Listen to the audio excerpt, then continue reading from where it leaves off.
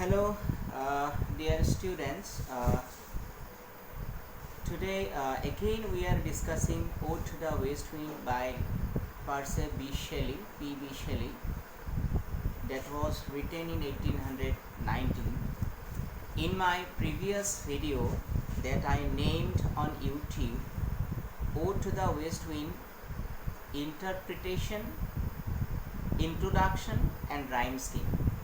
So now and I discussed a bit of the first canto or stanza, and in this video I will sum up within 10 minutes and we will discuss canto 2. So the overall theme of the poem is that the west wind, the poet appeals or summons the west wind and wants the west wind to bring his revolutionary ideas to all over the world. In the last stanza, Shelley says, Shelley was a revolutionary poet. Shelley says to the west wind, "Make me thy lyre, even as the forest is. What if my leaves are falling like its own, the tumult of thy mighty harmonies?" And he says, "Scattered as from an unextinguished heart, essays and sparks my words among mankind." Zenedore, as from an unextinguished heart, heart means oven, souka, jito oven, or amijak made of any kind of bricks and woods maybe. Hey soukat jeneke amar sai ba juir firingoti bilak pori thake, hebilak kintu unextinguished, numai joa nai.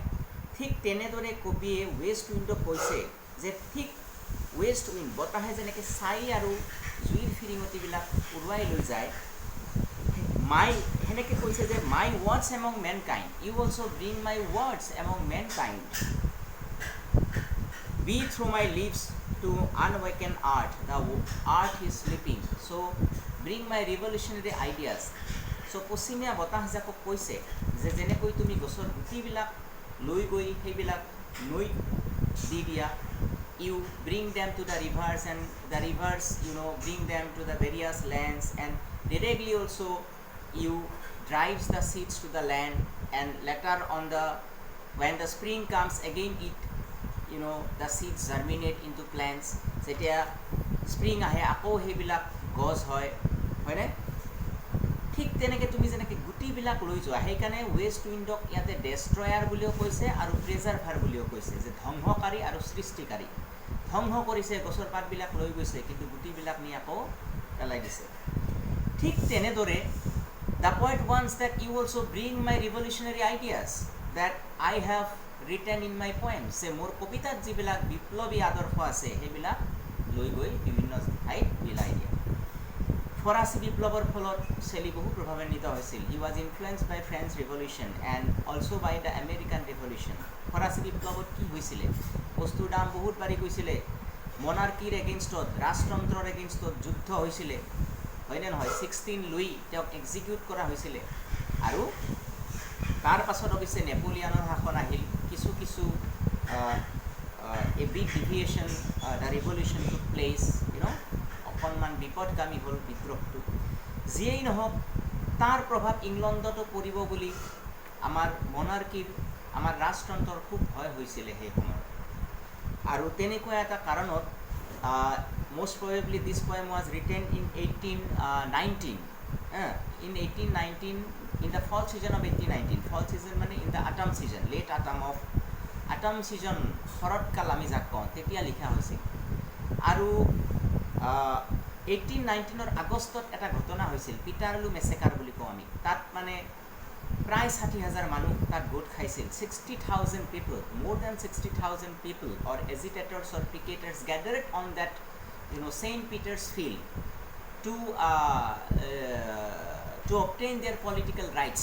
তেওঁলোকৰ কিছুমান দাবী আছিল, basically কৰ্ণ ল খনৰ ওপৰত এনেকুৱা বিভিন্ন ধৰণৰ।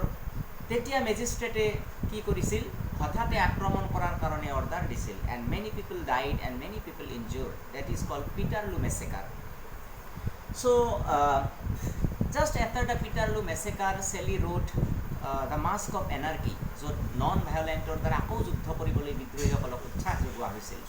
মাস্ক অফ এনাৰ্কিখন কিন্তু it was published after his death তেওঁৰ মৃত্যুৰ পিছতে প্ৰকাশ কৰা হৈছিল but this poem the ode to the west wind also written just after the incident of Peterloo massacre but it was written after 1 year okay it is 5 minutes already gone so আমি কেন্টো 2 টো যেহেতু discuss কৰিবলৈ লাইছো কেন্টো 2 টো আমি discuss কৰো ইয়াতে পশ্চিমীয়া বতাহ জাকক কি কৈছে Thou on whose stream amid the steep sky's commotion loose clouds like earth's decaying leaves are set অর্থাৎ পৃথিবীত in the forest in the first canto the impact of the west wind on the forest is described in the second part the impact of the west wind or the influence of the west wind on the sky is described যে আকাশৰ ওপৰত পশ্চিমীয়া বতাহৰ কেনেকুৱা প্ৰভাৱ পৰিছে কি হৈছে Thou on whose stream amid the steep sky's commotion loose clouds like earth's decaying leaves are shed যেনেকে পৃথিবীত decaying leaves অর্থাৎ dead leaves বিলাকে যেনেকে are shed you driven all those dead leaves and in the sky also a stream of loose clouds flow shook from the tangled bough of heaven and ocean tangled bough of heaven and ocean means the horizon of the sky that means when it is the sky is full of cloud যেতিয়া আকাশখন মেঘেৰে ভৰি থাকে এনেকুৱা লাগে যে আকাশখন সাগৰৰ লগত মিলি গৈছে in the horizon আমি খুব দূৰত যেতিয়া far distance when we look at that ocean at the sea that we see that as if the sky is merging with the water of the ocean যে সাগৰৰ পানীৰ লগত যেন আকাশখন মিলি গৈছে so এনেকুৱা এটা কৈছে Angels of rain and lightning, there are spread on the blue surface of thine airy surge, like the bright hair uplifted from the head of some fierce minute, even from the dim verge of the horizons to the zenith's height, the locks of approaching storm. Actually, a line to log hoise, there are spread. Tumaloke text to say lova. A line to log hoise, a line to logote. There are spread the locks of the approaching storm.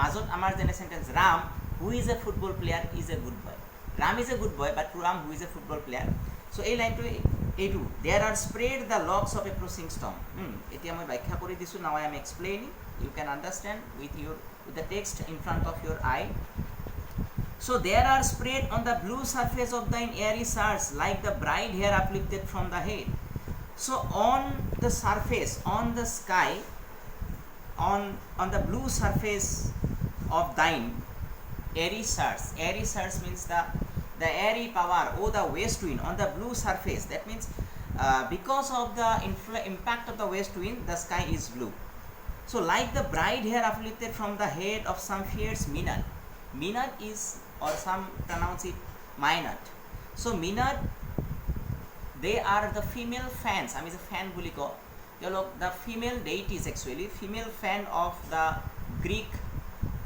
wine god in Greek mythology it's Bacchus modor bhagavan wine god Bacchusor mane teolok followers asil minad and they do not brush their hairs teoloke kitio suli susan asil gotike ei minad বিলাকৰ চুলিবিলাক যেতিয়া তেওঁলোকৰ খং উঠিলে সিধা হৈ যায় বা তেওঁলোকৰ চুলিবিলাক যেনেকুৱা তেনেকুৱাকে আকাশখনত ৰেইন এণ্ড লাইটনিং বৰষুণ আৰু চিকমিকনিৰ যেন সৃষ্টি হৈছে angels of rain and lightning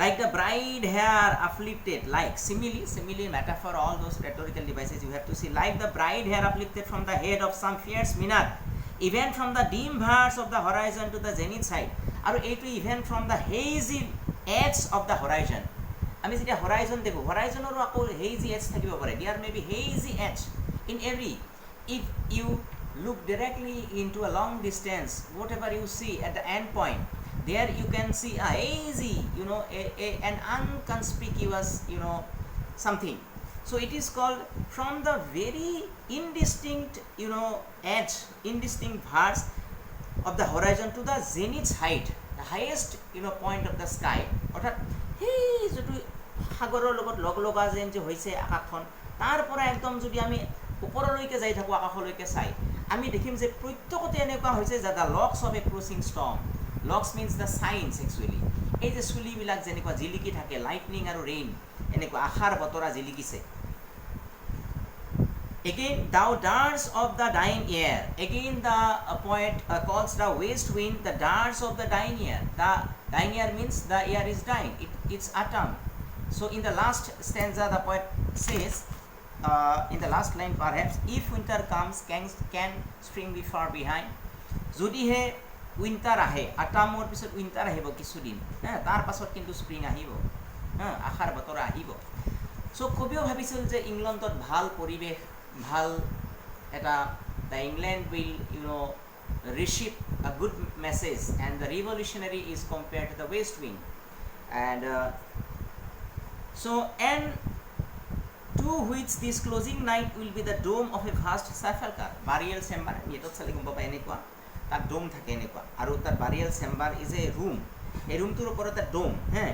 So yate koise to which the closing night will be the dome of a vast sepulchre, and the closing night, because it is dark in the west wind, everywhere the clouds, everywhere in the sky. So in the approaching night there will be a dome vaulted with all the congregated might, all the united collective might of the west wind. Aru ki hobo boli koise of vapors, from whose solid atmosphere black rain, black fire and hail will burst, O air. So again he says, O air, to the west wind. So he says that from the sky, from the clouds, from the vapors, from the solid atmosphere of all this, a dome will be built and vaulted, and from that dome black rain and fire and hail will burst. So the point is that not only the black rain and fire and hail, these all have been gathered by the west wind, but it will burst too, So Shelley's revolutionary ideas that it will burst one day into all over the world, and it will make a chance. So this is 12 minutes. I have to sum up. This is Canto 2 of Ode to the West Wind. Thank you.